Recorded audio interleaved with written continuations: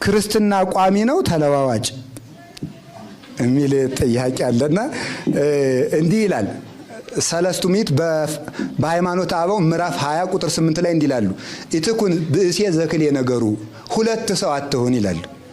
ማለዳ እንደ አርዮስ ማታ እንደ አትናቴዎስ አትሁን። ማለዳ እንደ መልአክ ማታ እንደ ሰይጣን አትሁን። ማለዳ ሌላ ማታ ሌላ አትሁን። አርዮስን ስታገኘው አርዮሳውያን ጉልበት ጨመር ሲያደርጉ አይኔ እኮ እንደው ዝም ብዬ ለነዚያ ደስ ይበል ነው እንጂ እንደናንተ ነው ማመን አትበል። አትናቴዎስን ስታገኘው የአትናቴዎስ ዘመን ሲያይል አይኔ እንደናንተ ነኝ አርዮስ እኮ ድሮም እንዳይሆን ነው አትበል።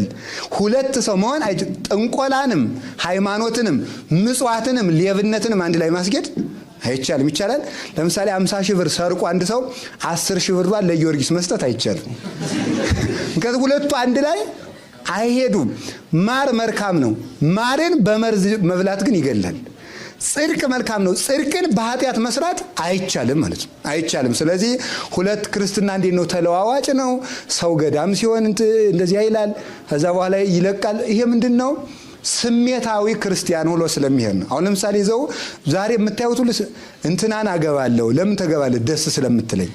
እንትናን አገባለሁ። ለምን ታገባለሽ? ደስ ስለሚለኝ። ደስ ሲለው ያገባ ደስ ሲለው ይፈታል ማለት ነው።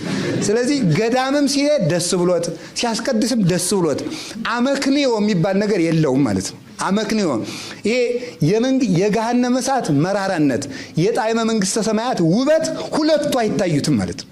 ሁለቱ አይታዩትም። አሁን ሲመጣ ይረሳዋል። እዛ ላይ ማህሌቱ እልልታው ያስረሳዋል። እዚህ ሲመጣ ደግሞ ዘፈኑ ያስረሳዋል። ችግር ነው። አሁን ምንድነው የራሔል ውበት?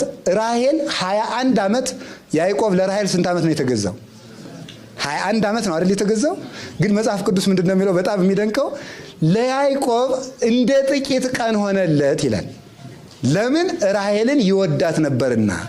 ይሄን አበው ሲተረጉሙት ማለት ነው ራሔል የተባለች መንግስተ ሰማያት ናት።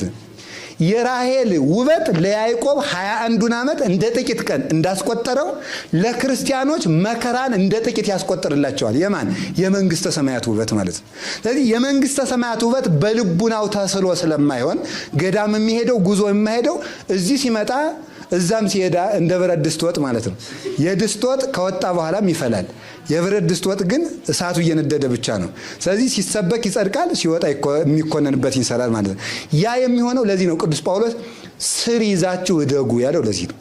ስር ይዛችሁ እደጉ። የሚገባውን የምዕመንነትን ሳይፈጽመው የጳጳስ ሁሉ ሊሰራ ያምረዋል።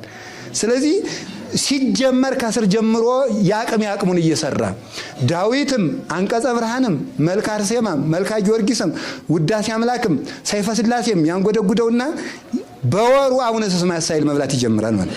ስር ይዞ ማደግ ስለሚጎለን ነው ይሄ የሚከሰተው ማለት ነው።